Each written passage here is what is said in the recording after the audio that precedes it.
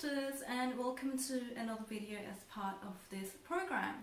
So in this video I'm going to be talking to you about the different types of PCOS and how you can find out your individual PCOS type, your root cause, and basically what's driving your symptoms so that you know exactly what to target in your efforts. So this is an extremely important video, and I really hope that you stick around till the end because it's super important that you understand which PCOS type you are. So the problem with the medical system, the medical world, when we go to the doctor, pretty much each person with PCOS is given the same exact treatment. So someone who's overweight will be told to lose weight, someone who has lean PCOS will be told, oh, don't lose any more weight or else your PCOS will get worse.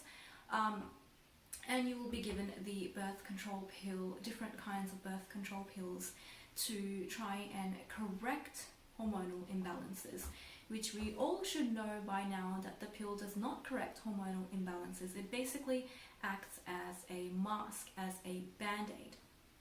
So let's get stuck into the different types of PCOS. So the first type of PCOS I'm going to be talking to you about is the most common type, and that is the classic type where women are overweight, they have insulin resistance driving their symptoms, and they may have also symptoms of high testosterone such as excessive hair, acne, hair loss, and anovulation, which just means that they're not ovulating on a regular basis, or they're basically not ovulating at all. They have irregular periods. So how do you find out if you have this particular type of PCOS? So I want you to ask yourself a couple of questions. Number one, ask yourself, how easy is it for you to gain weight? Is it really easy for you to put on pounds? Sometimes you feel like you're eating nothing and you're gaining weight. Also, sometimes you feel like, it's really difficult to lose weight as well, no matter how much of a calorie deficit you create, no matter how much restrictive dieting you do, it's really hard for you to shed those pounds. And if you answered yes to those questions, then 100% your PCOS is largely driven by insulin resistance. And there are different levels of insulin resistant PCOS. So if you have extreme levels of pigmentation on your face, such as on your chin area, on your extremities such as your knuckles, on your knees, armpits, the back of your neck may have dark leathery patches. If you have these, then you're on the extreme side. But if you still have some pigmentation, but it's not too much, then it's on the middle range, I would say. But it is still insulin resistant PCOS. Let's talk about subtypes of insulin resistant PCOS, and I feel like this is really important to talk about because this is not a topic that's often spoken about. We kind of tend to group PCOS into these distinct categories without talking about distinct subtypes as well. So what do I mean by subtypes? Basically, for example, I'm going to use myself as an example. I have insulin resistant PCOS. I find it really easy to gain weight, super hard to lose weight. I have irregular periods, I have some levels of pigmentation on my face, on my armpits, on my knees, but I don't have any extreme level of insulin resistance such as dark patches on my neck. I also don't have any hair loss or acne or excessive hair growth. So that means I don't have high levels of testosterone.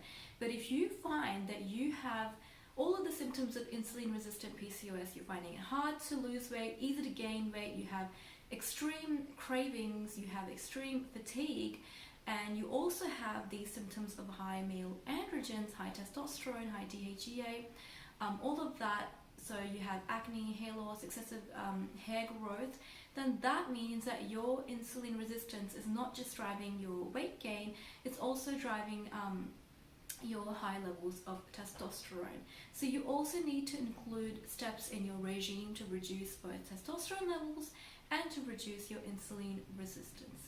So the second type of PCOS I'm going to be talking to you about is lean PCOS. So lean PCOS is not something that gets spoken about too much, which is really quite sad because so many women have lean PCOS and they want to treat their symptoms too, and it can be so frustrating when they go to the doctor and they find that the doctor only tells them not to lose any more weight, there's nothing wrong with you. If you have excessive hair, if you have acne, if you have hair loss, here's the pill, go ahead and take it, and that's only going to help with your symptoms. There's nothing else you can do. And sometimes, you know, I've heard of stories, lots of stories, that women with lean PCOS are actually told that they don't have PCOS, and, you know, just to kind of manage their diet or some other reason is driving their symptoms, which is kind of undiagnosed. So let's talk about lean PCOS. Of course, as the name suggests, it means that you find it very easy to lose weight, you find it quite hard to gain weight, but you also may have fat in your abdominal belly region. This is because most cases of lean PCOS have high male androgens driving their symptoms. They have inflammatory lean PCOS, where inflammation is driving their symptoms, but there is something else that's driving their symptoms too.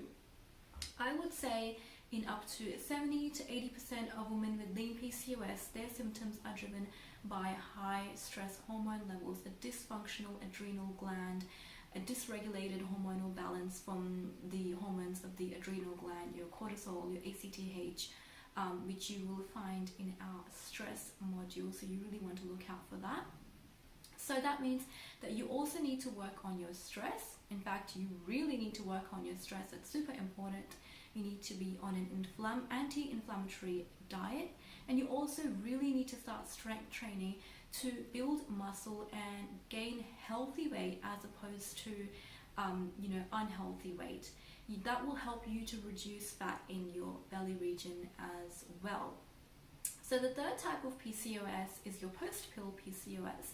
And that is when you don't have PCOS before taking the hormonal birth control pill, but after you stop taking it, you find that you have symptoms of PCOS, and many do get diagnosed with PCOS. So in this case, what happens is that the link between your pituitary gland and your ovaries kind of gets disrupted. Your whole body kind of goes into this hormonal overhaul where hormones kind of forget how they're meant to work. And first step you need to do is start taking Vitex. Again, you really need to work on your stress. You really need to reduce stress, and you also need to work on inflammation. Now, when it comes to post-pill PCOS, I also find that there are subtypes of that too. Most women with post-pill PCOS usually have inflammatory lean type PCOS, but some also have insulin-resistant PCOS, where they find that it's really easy for them to gain weight again, so the recommendations will be the same as insulin-resistant PCOS. So now that you know what type of PCOS you have, you can start to implement different changes.